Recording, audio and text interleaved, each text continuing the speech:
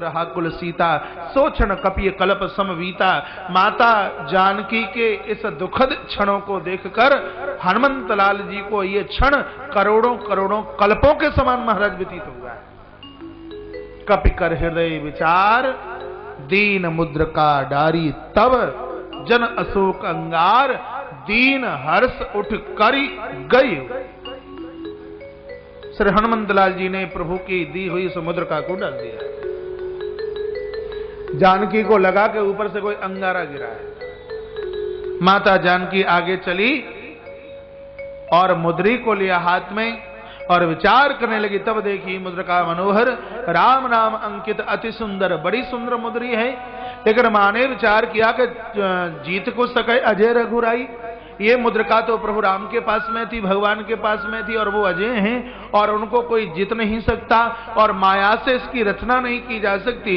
तो सीता मन विचार कर नाना मधुर वचन बोले हनुमान। राम कथा का गायन हनुमान ने सुनाना शुरू किया है। उस वृक्ष के ऊपर बैठकर लागी सुनहि श्रवण मन लाई, आधे होते सब कथा सुनाई। जानकी को इतना बढ़िया लगा, बहुत बढ़िया लगा। मां जानकी ने कहा कि सुंदर प्रभु के चित सुनाकर के जिसने मेरे दुख को दूर किया है, अरे मेरे भाई वो सामने आकर के प्रकट क्यों नहीं हो जाता। इतना कहा तो वृक्ष की डाल से छलांग लगाकर वीर बजरंगी श्री हनुमंत लाल जी माता के सामने आकर के प्रकट हो गए। माता जानकी ने हनुमान को बंदर के रूप में देखा तो मुंह मोड़ करके बैठ गई।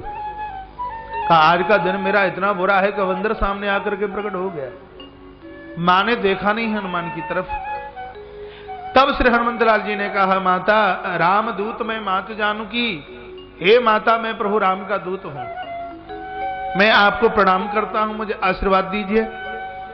मैया ने फिर भी नहीं देखा और तब हनुमान जी ने कहा सत्य शपथ करुणा निधान की, मैं करुणा निधान भगवान राम की सौगंध खा करके कहता हूं मैं प्रभु राम का दूत हूं। तब माता ने हनुमान की तरफ देखा, क्योंकि जानकी ने प्रभु का एक नाम करुणा निधान रखा है और ये नाम या तो हनुमान को पता है या जानकी को पता, या जानकी को पता या राम को पता। जानकी ने सोचा तीसरे को तो पता नहीं, यदि इसको पता है तो ये जरूर भगवान का कोई खासम खास है।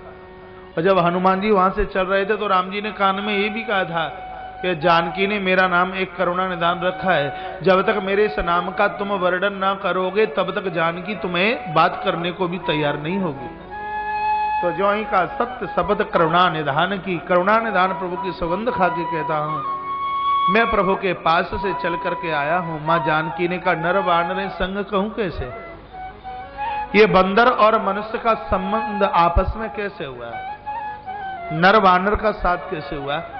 धनुष टूटा तब तो मैं नहीं देखा, वनवास हुआ अवध में तब भी तुम नहीं थे, केवट की नौका के आसपास भी तुम्हें देखा नहीं गया, महर्षि वाल्मीकि और महात्मा भरद्वाज के आश्रम पर भी तुम नहीं थे, पंचवटी पर जिस समय सुपर्णखा आई और उस समय भी इर्द गिर्द आप नजर नहीं आए, तो फिर तुम्हारा आगमन हुआ कैसे ये बता दीजिए।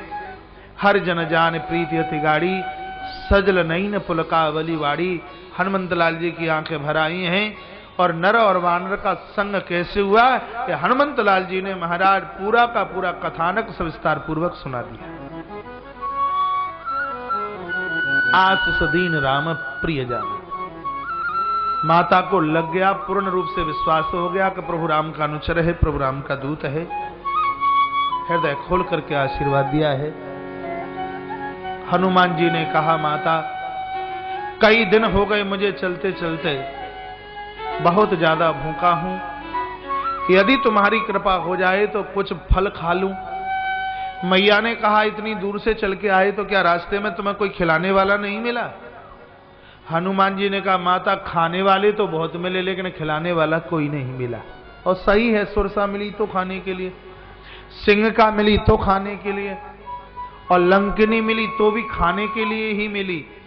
कथा कहती है कि जगत में वो बड़े नहीं हैं जो खाने के लिए आए हैं, माइक बढ़ाइए, जगत में वो बड़े हैं जो इस धरती पर खिलाने के लिए आए हैं। जीवन में नियम बनाइए जब तक किसी अतिथि और याचक को आप भोजन ना करा दें तब तक जिह्वा पर एक रोटी का टुकड़ा, एक ग्रास भी मत रखना। भगवान का नाम विश्वम्बर इसलिए है क्योंकि वो पूरी दुनिया को खिलाता है। और ये कह करके मैं बहुत गदगद हूं, इस विराट आयोजन में लाखों लोगों का नित्य का भंडारा है। कल 97 क्विंटल चावल लगा है, आज 150 क्विंटल की पूरी व्यवस्था है भंडारे में, कोई कमी नहीं है। विराट भंडारा मंगलवार को तो कितने जीमेंगे किस तारीख को पता नहीं है। स्वयं माता अन्नपूर्णा अपना स्थान छोड़कर बालाघाट की धरती पर आकर के विराजित हो गई है। और ये बालाघाट नगरी का सौभाग्य है कि दाने दाने पर लिखा है खाने वाले का नाम, हर दाने पर खाने वाले का नाम लिखा है। वो लोग अपना दाना और आपकी नगरी में बैठ करके खा रहे हैं, इसलिए हमारे लिए एक बहुत बड़े वड़प्पन की, बहुत बड़ी ऊंचाई की बात है। हमें पता है आप ताली भी बजाओगे, लेकिन इतना नहीं पता कि इतनी कंजूसाई के साथ बजाओगे। ताली बजाने में भी कोई रसीद कटती है क्या? भाव के साथ, आनंद के साथ अन्नपूर्णा भंडारी का सम्मान कीजिए। पूरी अन्नपूर्णा की व्यवस्था में लगी है माता रेखा विसेन, पूरी व्यवस्था को संभालेगी। सफाई का तो कहना ही क्या है, जितने आप यहां हैं इससे ज्यादा वहां तैयारी में है। प्रातः से नाश्ता चलता है, आलू पोहे का आनंद इसी जिले की एक धरोहर जैसी। क्या कहें, मिठाई में भी वो स्वाद नहीं जो यहां के पोहे में स्वाद है। पोया, आलू पोया।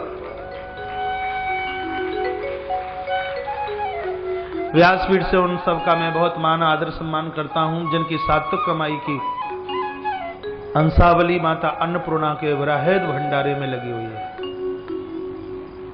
ये यज्ञ आयोजन कोई बांसवल्लियों से नहीं होते। आप कहें कि यज्ञ बांसवल्लियों से नहीं, आप कहें यज्ञ बहुत भारी भीड़ से नहीं। यज्ञ की खुशबू देवताओं के स्वाहा में और यज्ञ की खुशबू इन मनुष्य के भोजन के स्वाहा में भी होनी चाहिए।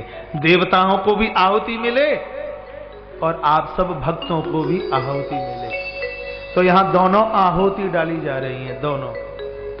उधर घी की और साकल की आहुति डाल करके देवताओं को प्रसन्न किया जा रहा है।